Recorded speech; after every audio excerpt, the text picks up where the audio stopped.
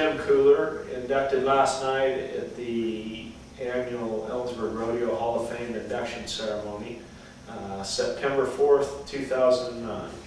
Butch, give us your full name, serial number, date of birth, where you come from.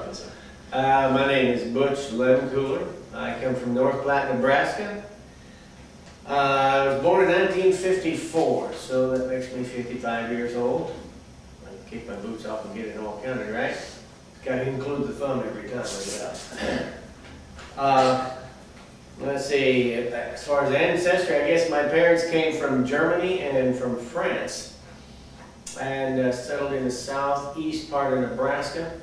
Each of them had 13 kids apiece. My grandparents did, or great-grandparents did, and so my granddad was, I think, the youngest of 13, and on my mother's side, I remember my great-grandmother living to be 101 years old. My dad's side came from Germany, and there is not a lot known about that side of my family, other than I know that my father, or my granddad, was an adopted child, and I didn't know that until about 2-3 years ago. And so he didn't really fit the mold or the body type of the rest of the Lehm Kuhler family. He was shorter and stockier than his brothers, so to speak. And then I discovered some time ago that he was actually Dutch instead of German. Did you find out the story about how he came to be a part of your family? No, he's been dead for quite some time, and it's pretty fragmented, a lot of the information that we know from back then. So really don't know a lot about that, other than, and honestly, that's not necessarily been validated, but it suddenly made sense when I looked at the difference in the body types and the difference in their right kind of thing. So in any case, so I guess I'm a little bit Dutch as well. Dutch, I don't know that makes sense. But did you grow up a ranch kid or a city kid? Actually, no.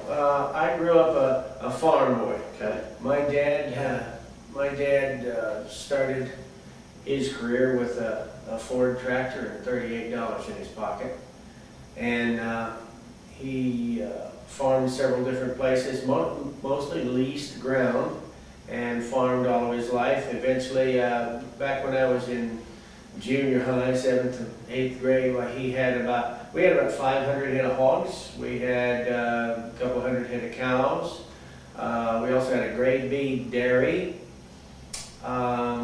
We raised hay and corn and wheat in that country, as well as running those stock cows. So we pretty much had a full-time job, didn't matter what time of year it was. Sure. Whatever it was, if you had 15 minutes, you weren't doing nothing, weren't doing anything, you were late getting to something. So because there was always something waiting.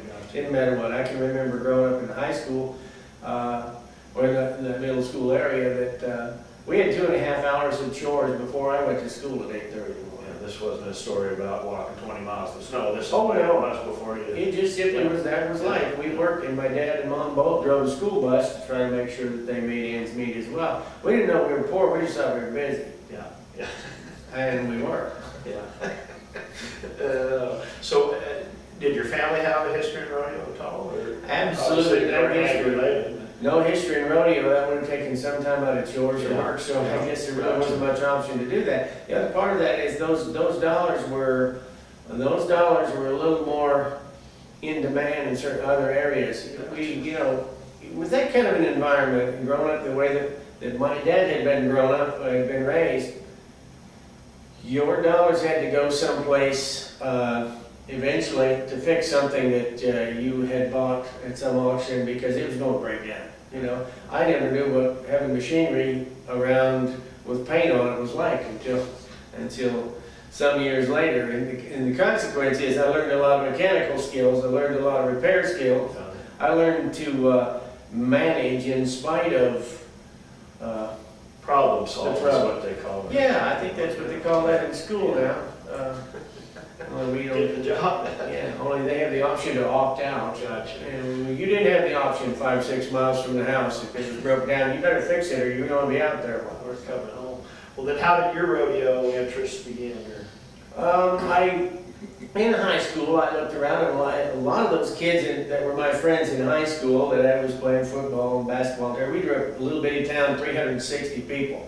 So we knew everybody's cat and dog. Sure. The consequence is, you knew also what everybody was doing on the weekends, where they were going, what they were doing. A lot of my friends, especially my sister's friends a year ahead of me, they were rodeoing. And it was kind of a foreign thing to me, that high school rodeo business. First of all, they got to go places. And when you have a dairy, you're in jail. You just don't have bars. So I would hear about their antics, hear about their weekends on high school rodeo trips and how much fun they were having and that kind of thing. And I was just itched to try to, get to do that kind of thing. It really sounded like a lot of fun. So when I got out of high school, there was a Wild West show. Monty Montana Jr. out of Montana came and put on a Wild West show in the Buffalo Bill Wild West Arena there in North Platte. And a lot of people know and understand the origins of rodeo from Buffalo Bill Wild West show that began in North Platte and Columbus, Nebraska, and then was combined and taken east on rails, toured Europe, and thus one of the birthplace to what is now rodeo. But that Wild West show was a phenomenal event. And there are still signs where they had not billboard signs, but signs in the terrain where they camped that big event. It was a major thing. And It was an annual event in North Platte. Right. So the Buffalo Bill Rodeo has been an ongoing rodeo for generations, and consequently, so too have all of the small towns around North Platte. They've always had small rodeos, and Stapleton was no exception. We have the biggest little, they're billed as the biggest little rodeo in Nebraska each year in August. And so I can remember always sitting under the bleachers and watching those guys and listening to the names and trying to imagine where these faraway towns were somewhere in Nebraska I'd never found or heard of before. Long Pine, Nebraska. And, I'd hear about Brewster. Well, when I got to Brewster, I realized it was a building, but it was incorporated, so it was a town. And so those kind of things were always a part of the history of what we grew up in. But as far as any exposure to rodeo, the only exposure I got was I got to watch. Okay. I got to watch and wish I was a part of that. And that was So, it. In the Wild West show, when I got to the Wild West show, we got a chance to get on livestock. I rode mules, I rode bulls, I rode horses. I did anything and everything that I could to help this show, this Wild West show, go off. I trick rode anything and everything that they needed. And each time you got on something, they give you $2, which wasn't too bad because it was better than paying $40 to get on and get bucked off in the amateur ranks there in Nebraska. So I was learning my skills. I was learning those skills and understanding some things kind of almost in a boot camp environment. Because I was pouring concrete during the day. I get down about 5:30, 6 o'clock, run home, take a shower, get something to eat, and then I'd run out to that arena and get on whatever was able to still hold me up. Now, did the Wild West show last all summer or for a week or two? Or It was a nightly event. It lasted a majority of the summer. So, and like I said, right out of high school like that, you still got all that energy, Sure. so I just burned it right there. It was a blast. Well, now, was this a one summer thing, or? That pretty much was a one summer thing. And then you started going to some amateur rodeos? Right, I went to a few amateur rodeos and donated my money so some people could become famous in their events and tried to make sure I supplemented their income. I was concerned about them starving and did my best. I'm sure humanitarian too. Yeah, that's right. I was very much a contributor to something positive. It wasn't my longevity that was being promoted, I gotta tell you. I always hated the statement, get up, we gotta close the gate. I hated it. That's a motivator there, Yeah. what direction. So, amateur, did you ever compete, ever have a PRCA card and run? No, not as an event competitor, no. I was never a contestant in the PRCA level. I can remember winning $104 one time in Harrison, Nebraska. I thought I was walking on water. And it was just because everybody else was really bad up there, and I was the only one that lasted. I think I got second. I was really motivated, though. I gave that back to my community so that they could continue the event. I didn't want them to lose it. So we're talking, what, early 70s? You know, or- Actually, yeah, early 70s. I graduated from high school in 1972, so, it'd be 72, 73, right in there. Went to college after that. Okay. And got involved with some people in the rodeo club. It was just kind of your kind of people. First of all, it was a rural community, and so they spoke your language and they understood your shortcomings as well as your advantages, and they were kind of your niche at the college level, and I ran with those people.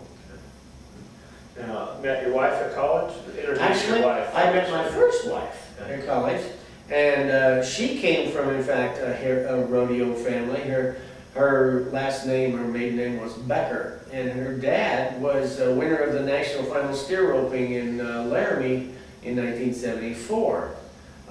He was a longtime competitor in single steer roping, had been a competitor there in those ranks for quite some time. So he had been a kind of a legend in his own time, and he had 6 daughters, all of them rodeo, high school rodeo. Okay. So they knew a lot of the people, a lot of the places, and did a lot of the things that I was just hearing about. And I met her in college, and we were married for 7 or 8 years, had a son by the name of Dean. And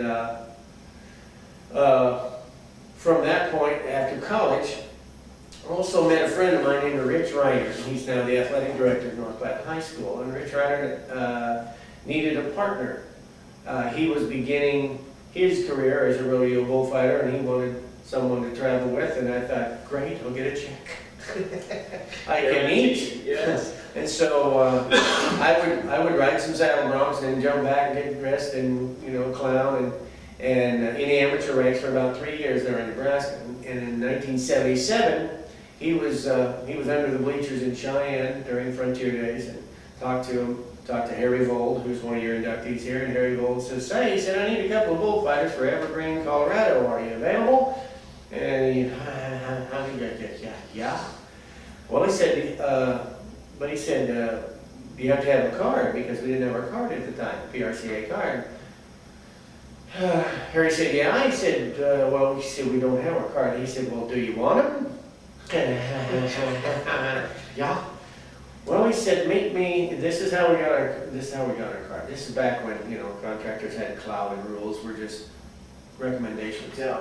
Tell us, like a contestant, did a bullfighter have to earn so much on a permit to be able to buy? No, the process has varied over the years, and so at that time you had to have a signature from the board of directors, and you had to be approved by certain personnel and that kind of thing. You had Harry Bull. So Harry Bull, he said, well, meet me tomorrow about 1 o'clock. The board is meeting at Little America. Come down here and I'll give you a ride down there. So we went down there like 2 little kids with a brand new pair of jeans, and we're standing there waiting. He loads us up in this old broken down pickup that he had absconded from the feed crew, I think. And so we went to Little America. He went in there, and he left us in the pickup. We didn't even get to go in and meet those people. He slept a bit like a couple of blue healers, We're just sitting there drooling on the window, waiting for him to come back out. He goes in, he comes back out, drops her into gear. Never even shut the car, cut it off. Dropped her into gear, and we head back to the arena, and we're just saying, okay, who asks and what do you ask? Because what do you ask? And he said, by the way, you'll get your applications from the office. And he said, where it says recommendations, you just write in there, approved by the board at Cheyenne. Got it. Okay. And we did. And that was 1977. That was right. And I do remember hearing later that they had asked Harry, well, what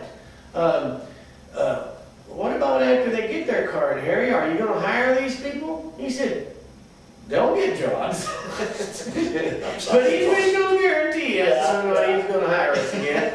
And later I kind of came to appreciate that. But in any case, that was the promise made when we got our card.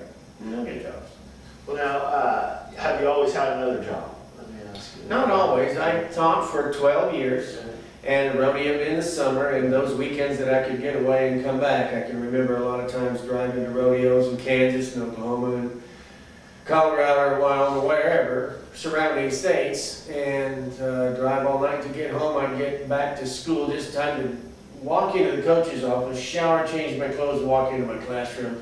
I could sleep later, and so I did. But that's part of the way that I've always believed, you earn your keep by what you're willing to give up to gain what's of value to you. And so I didn't mind that a bit. I remember sleeping in the bleachers so that I would wake up in time for slack, because I was afraid if I went and I slept somewhere where I couldn't hear those bull bells being warmed up by cowboys behind the chutes, that I would miss the slack. So I'd get to that arena, and I wouldn't take a chance on going to a motel room, and I wouldn't take a chance on shutting windows in my vehicle, my van. So I'd make sure I could hear her later when I got there, by the way. Didn't always travel in the van. But it was a process that worked. You always had your eye on your goals. You always had your eye forward, and whatever things it took to get there, you could see them coming along the way, because you could see them on the horizon as they approached you. And the consequence was you had a plan to manage that if you were thinking about your goals. It's a pretty clear-cut process if you're a goal-oriented and management-oriented kind of person. It didn't make any difference what it was. I already had a plan figured out. So, and those things that you're in control of, I wanted to make sure I managed those. So things that I was not in control of, I set myself up best to succeed in whatever fashion it might be. Somehow, yeah. You don't always know what those are going to be. When was the goal of earning a gold buck? Actually, that was never my goal. Okay. My goal was to be selected one day for the national finals, as most individuals in the bullfighting end of the business. That is their goal, is to stand in front of their, first of all, just to be selected by their peers and stand in front of that national finals audience and to perform at our Super Bowl. That was the goal. And in 1988, I quit teaching in order to pursue that goal. In 1980, it was a big move, because this was several years after I had been divorced, and my boy, I had responsibilities there. He was 11 years old at that time. And so I homeschooled him. I had a rig that I could travel down the road and be dependable with. I now had a trailer to pick up and, some living quarters and some credibility in the business at that point. In 1988, I had invested enough energy for 11 years that people were paying attention and paid my dues. And so I figured now was the time. I could just feel that it was time.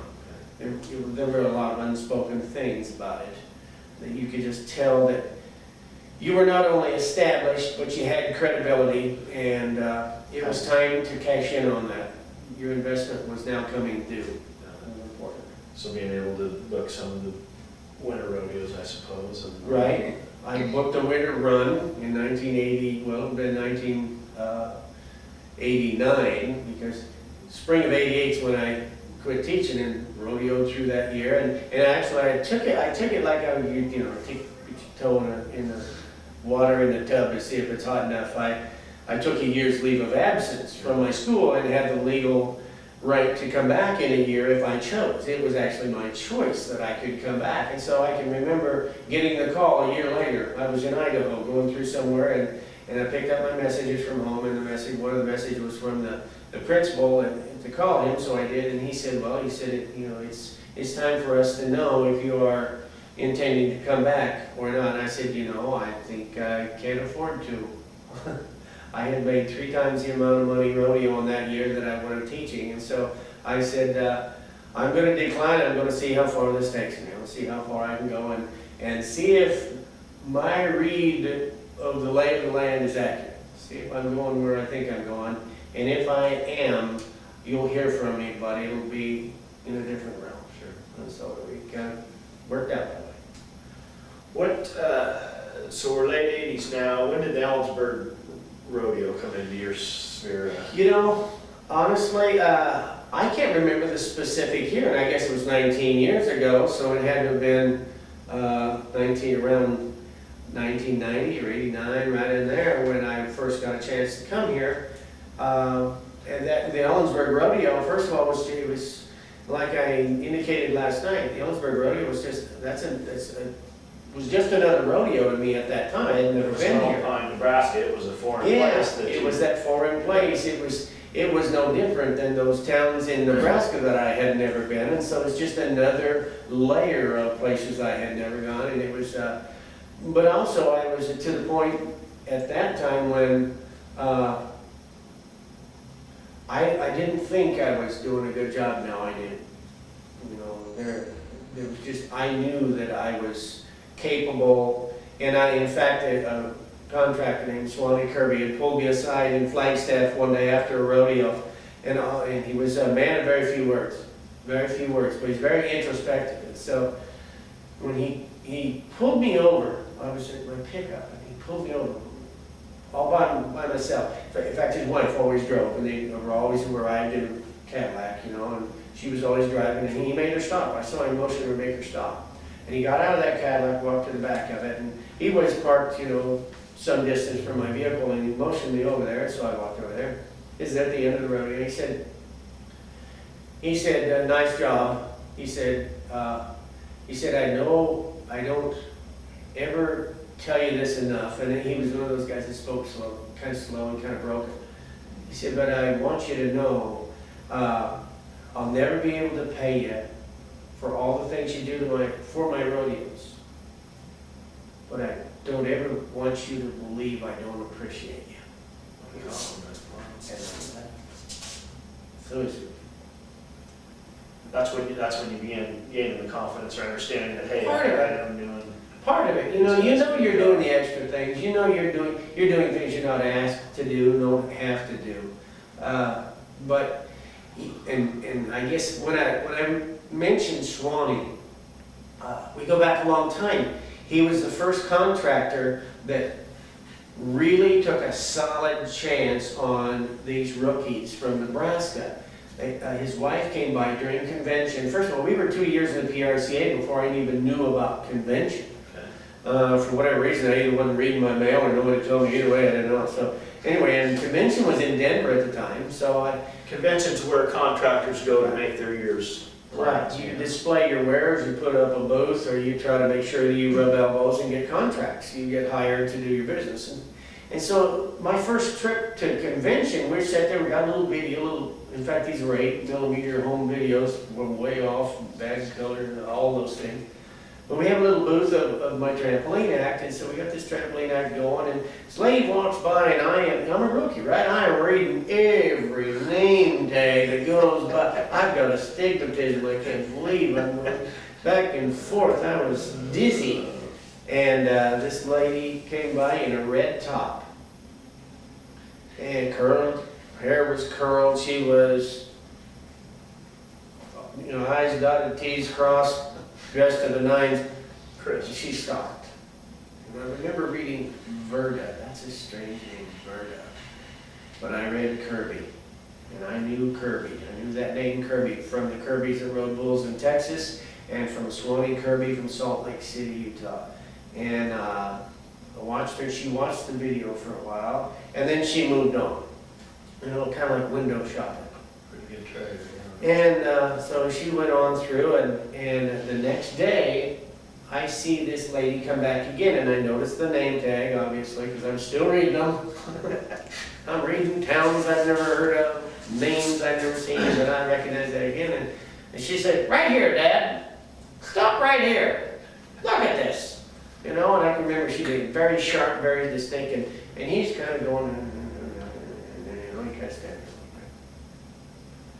And he watched, and didn't take him very long, and then he moved on, and I hear them about halfway down the road. He said, well, you better go ahead. He said, I think that'll work. And it wasn't too long later, she came back to me, and she said, I need you to meet me in the coffee shop in a little while. She said, bring all your open dates.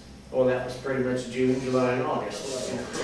So I met in the coffee shop, and I'm sitting back across the table from her, we're visiting about these rodeos, and I'm just salivating over all of this money that I'm going to split with my partner. And he's, by the way, in a meeting with the National Finals High School Rodeo Committee. And Frank Beard is the likes of Frank Beard and you know, great leaders from the Northwest are sitting in that meeting, and they're talking about the personnel they're hiring for that rodeo. And we are on the top of the list. Right, we are the top of the list, and we're also listed with someone called Rob Smets. So you're going from an open book to double book. Yeah, exactly right. And my partner is in that meeting. So we are we're working Without with blackberries. That's right. And they could have used one at the time. It would have been a nice thing, because he's talking to them and he's making his ploy, and I'm talking to her, and I'm looking at rodeos and trying to count up all of this. Well, we get to one rodeo, and it's Preston, Idaho. And Preston, Idaho runs at the same time as the National Finals High School Rodeo that year, same dates. And I said, I don't know that I can sign this rodeo because it conflicts with the dates of the National Finals High School Rodeo, and then we've applied there, and my partner's talking to them right now. And we hem-hawed around a little bit there for 5-10 minutes, it seemed like about 5 hours. Finally, she looked up at me and she said, I need you to be at this rodeo, or the rest of these rodeos will have to go with this rodeo to someone else. We have options. And I'm thinking, I have no options. Partners, we might not be partners after this. So, yeah, exactly right. I'm thinking, well, my partner's sticking his neck out over there, and I'm sticking my neck out over here, so one's got to make a commitment. And I said, fine, I'll sign it. And so we were booked for the summer for Swan and Kirby. But he comes out of that committee meeting and he said, I think we got it. And later we got a call and said, we got it. And one of the national directors was from Nebraska, and he'd really gone to bat for us. But I said, no, we don't. And he kind of looked at me, what? And I said, here was my scenario, and I explained it to him. And I said, so I signed it, and he didn't know what to say. He was pretty upset. So, and her comment, the kicker was, are you going to do high school rodeos, or are you going to do pro rodeos? Make a decision. You've got to decide, because now is the time. And so I did. Never regretted it. This is never Verda's. regretted it. That was Verda's comment. She said, make a decision. So I did. And I never regretted it after that. We worked for 3 summers. We did his rodeos, and then they asked for us back. And so we did a lot of those rodeos again, a second time and a third time. Before, in fact, they said, we've got to change a little bit. Everybody likes so much what you do. We want to be able to create a place where you can come back. So if you're going to come back, you got to leave first. And so, in that respect, our confidence was bolstered. We were doing great jobs with some great bulls. Swan Kirby was a great bull man. That makes a bullfighter look better. I mean, Yeah.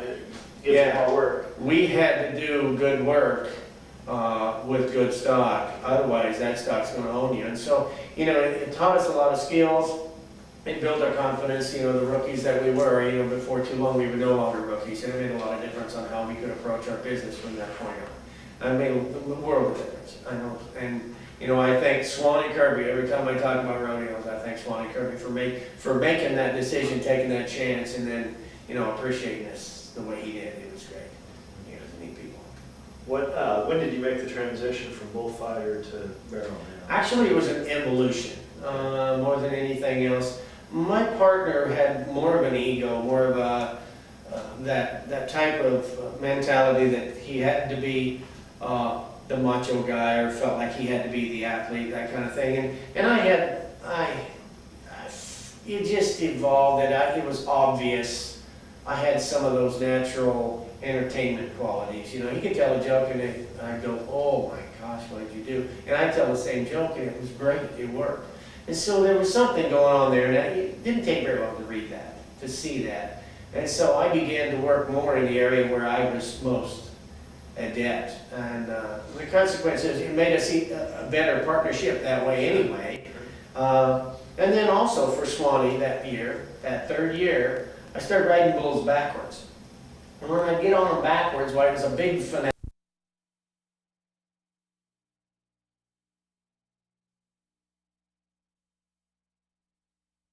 And the consequence is it made us a better partnership that way anyway. And then also for Swanee that year, that third year, I started riding bulls backwards. And when I get on them backwards, why, it was a big finale to the rodeo, you know. And it was not only a finale, I mean, he always had 2 fighting bulls per bull ride. I don't care what performance it was, there were 2. One in the middle when they reloaded chutes. They turned out a little black muley by name of number 2 if we were lucky. And he was just, it was like George Costanza on steroids. He couldn't hurt you, but he'd give you all he had. You know, he would just run you to death and he'd try to hurt you bad. And we'd jump in and we'd slide off of him and he'd bump us around. It was just, he was a blast. He was a delightful playmate. And until he took a run at a fence one time and got out, and he started getting out all the time, so they had to replace him. But in any case, we always had the 2 fighting bulls, one at the end, bighorn brindle usually. He used to get Sloan bulls out of Texas. And they were always big high horn brindles, and they were always good barrel bulls. They're really showy. And he had an old bull named Stetson 100 that was just famous for years around Salt Lake and all the rodeos in Idaho and Utah.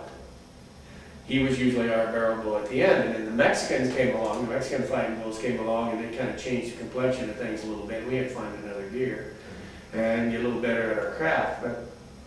But in the process, we had discovered, and we're in Idaho Falls.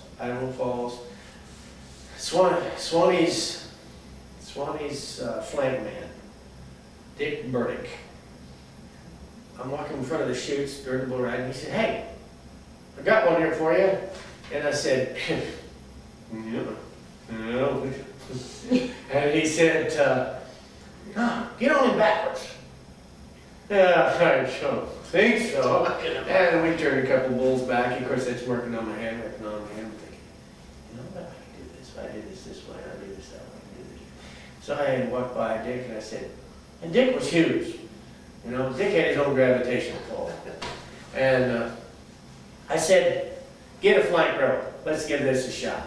It was a big, kind of a swoopy Brahma muley.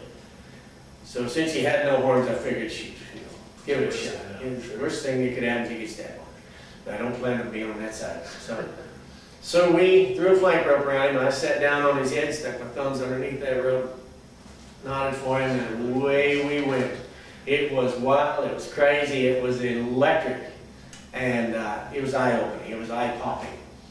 And so for the rest of the summer, I did that.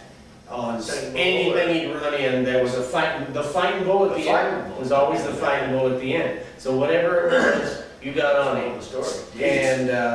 And I'll rode most of them to the whistle. They'd even blow the whistle. About halfway through, I got me this big pink plume, a little green cap. It looks like a little Robin Hood hat with a big pink plume sticking out, big ostrich feather sticking out. And I got these little red booties from Disney World. I could stretch them over my cleats, had a little curled toe on the end, you know. And I was done. He was like, "Hey, caballero." And so I ride these bulls out backwards, and it's a big finale. And then, of course, I jump in the barrel right away and pack the barrel toe. And he has these little curled toed shoes sticking out from underneath the barrel, a pink plume, you know. But anyway, word got out. Word travels fast in the rodeo business, and people talk about what they see here and there. And next thing you know, I've got calls to go here and go there. And it was a great gate opener, because what it did is it opened the opportunities to go to other rodeos. So this is when you're kind of weaning yourself from Swanee, yeah, it was time anyway. Yeah. So it was really opportune. It really wasn't something I planned, but it happened at a great time. And it opened a lot of new territory. I went a lot of places after that because of that, those things, doing those extra things, taking that extra step, maybe an extra chance or two. But it took me to some places and gave me exposure nationally that put me in demand. So that opened the gate for me to go full-time in '88, and it opened the gate then for larger rodeos to hear about what I was doing.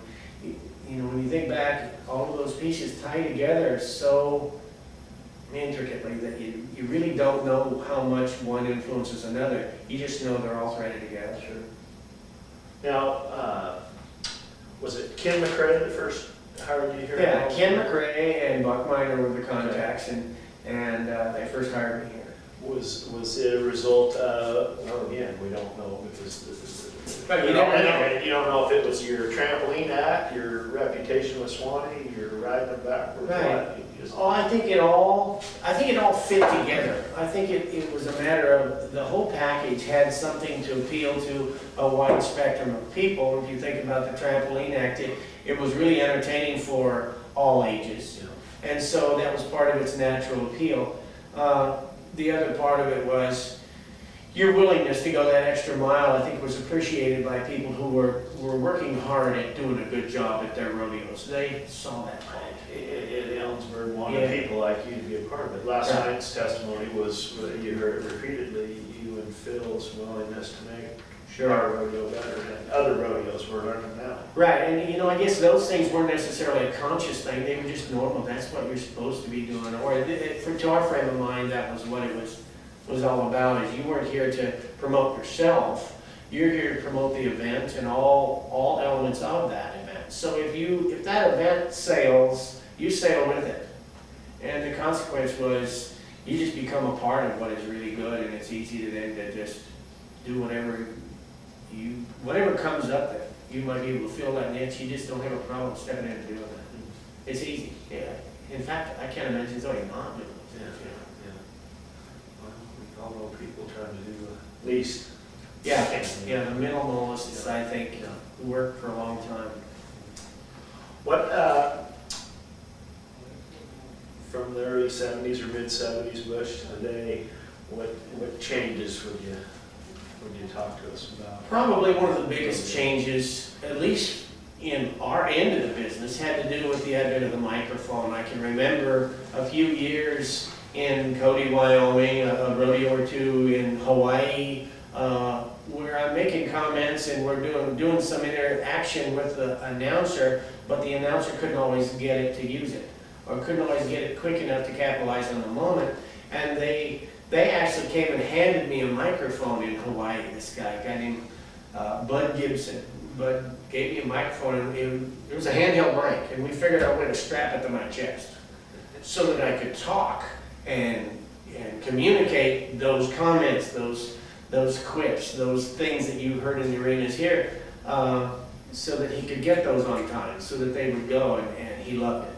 And it kind of planted the seed in my mind that we needed wireless microphones, and the technology wasn't good at first. It was obviously a broadband kind of thing, and you didn't know what was going to come across that microphone or how well it was going to work and whatever it meant. But I think that the microphone has changed so much about what an announcer can do and a clown can do in their own personalities. Certain announcers cannot be funny. They can deliver a funny line, but they can't deliver it in a funny manner or with the timing, the inflection that it takes to deliver it with the right spice, the right authority. There are some clowns that have discovered they're not very funny without an announcer and needed that announcer to make them funnier. And so it really has helped sort those people. Complement both ends of the... Yeah, and I think probably that's the biggest change in just our little piece of the rodeo business, is that we became then, and consequently, through developing those skills, learn how to listen, learn how to pay attention, learn when not to talk. That's the hardest thing, when not to talk, because so many times you could have a comment, if they didn't want to use it, they didn't use it. Or you made a comment to people around you, and it was really funny to them, but the rest of the rodeo didn't hear it. So those kind of things, it changed how you communicated. You were communicating shoulder to shoulder to somebody who was across the arena. And that allowed you then to get obviously more done by those comments. And so the microphone really changed how we could communicate our message and get across those kind of things if you're that style of person, that style of comedic entertainer. And it's actually changed my job description since retiring the trampoline. I retired the trampoline so that it wouldn't retire me. And in that process, I discovered there's still a demand, there's still a call for my comments, my interaction. And so I'm more a rodeo comedian rather than a rodeo clown. I'm still visually available, and I'm still able to do those pantomime kind of things that enhance or create a certain amount of staging for whatever things you might comment about, that kind of stuff. But at the same time, it's opened up an extension of what I could do in the arena. And so I could retire my trampoline act and I still have jobs. Still have somewhere to. And in the right context, in the right combination, rodeos may have a big act hired, and that big act is supposed to carry whatever, but they don't have that comedic interaction between events or during breakdowns or during just simple introduction. A lot of things, there are a lot of the little things, the little spice, salt, pepper for the rodeo performance that can't be filmed by a contract act. Was the Ellensburg Rodeo cooperative in terms of providing that technical equipment were Absolutely. Gogi Grant was the sound man at that time, and we worked hard to make sure that there was a microphone that worked. A lot of times we had some struggles, we had some difficulties, both with the configuration with the grandstand and how far back the sound system was set up, that kind of thing. This day and age, we've changed a lot about our technology, and it's a lot more finite, and therefore we can be more meticulous about how that sets up and functions. And we still run into glitches. We work with some serious distances. When you get in a big arena and you've got a long ways to transmit, that little transmitter you carry has to send a message a long ways, and it can't have a lot of those interferences that occur. So, you're going to get those. Some arenas are just microphone graveyards, and some arenas are not. There are places where we've had serious struggles. But a lot of those things have been worked out now through technology more than anything else. It allows us to pedal our wares and do our job better. Maybe we'll get to see you back at the Ellensburg Rodeo in a different capacity. Maybe so, that would be fun. You can sure travel lighter. Yeah. What, in closing, what's your favorite Ellensburg Rodeo story or memory? Gosh, I don't know. As I alluded to last night, you talk to 10 different people, they got 10 different stories that I don't even remember. Sure. And I can relate 10 stories and they may not remember those either. I don't know. I know that one year we had a rear admiral in the arena, and just the play on words allowed us to entertain for probably an hour because of the chance to just work with those two words intermittently and done right, and done without crossing a line. Done right, you don't cross a line to where people who don't understand or should not understand, if they should not understand, they don't. And if you should understand, you do. And neither the two are offended. That was It's a balance. It was one of those moments. You can kind of fill in a lot of blanks when you announce a rear admiral. Just go from there. It's easy. Yeah. And if you don't do that, I think you're not doing your job. Those kind of things. I remember a lot of things. I can remember watering down the crowd one afternoon because it was hot and everybody sitting there just sweltering in the sun facing the south. And I remember a grandmother sitting by her grandson and they're just watching, and it is hot. People are coming in and out of there with buckets of something to drink, and it didn't matter what it was, just as long as it was wet. And I remember this grandmother, I'm literally in the arena with the water hose, okay? Drug it out from underneath the grandstand, and it's a water hose. It's a long way. And I'm not even squirting people, and she goes, she points at her little grandson, so I just doused it again. And he looked at me like, how could you do it? And I said, well, she told me to. And he goes, so we doused her in the grandma. They got it on film somewhere. That kind of was funny that way, But the crowd was just eating up being watered down because it was just so hot. Another of my favorite times, and we had a cowboy that went down, and this cowboy was kind of famous for always being hurt in the arena momentarily. Got it. And he was never really injured. He was just Hurt. I don't know if he was even hurt, he was just down. So the ambulance had come in and they're looking him over, and I know he's okay. I mean, I'm no medical doctor, but I do know a player when I see him, and he was one of those guys. And I think it's just because he didn't want to walk back all the way to the chutes in shame, and so he got a ride instead. Anyway, they're looking him over, and they got all their equipment, because you know that's what ambulance people do. They get out and then they display all their equipment so everybody knows where their dollars are going, and they got them all. They got all their tools out there, and they're ready to go on work on this guy. And then I just took their ambulance and I left. And I yelled up at Phil. I said, "Hey, Phil, what do you think of my new camper?" You know, as I left the arena. And there's this little short, round, chubby guy just chasing after me as hard as he can go. He couldn't run out of sight in a week, but he made a big shadow, and he kind of shook the ground when he ran it. It was funnier even yet to see him running behind that ambulance trying to catch me. And a lot of those kind of things, you can't duplicate those moments. You can't really create them, you just capitalize on them. And probably as much as anything else, my style was to capitalize on what occurs in the arena. I wasn't creative about writing material. So my deal was instead to be a responder.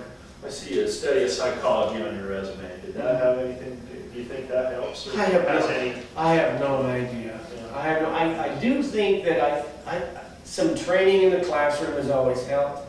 I think some training with students and understanding some of the things that you see in students in the classroom daily, behavioral issues, I think those help. And they, you know, I think everything that we soak in feeds what we respond, how we respond. And I think that's a part of the process is to understand that you can't negate one or another little element. They all somehow come into that mosaic of who we are and how we deliver what we do.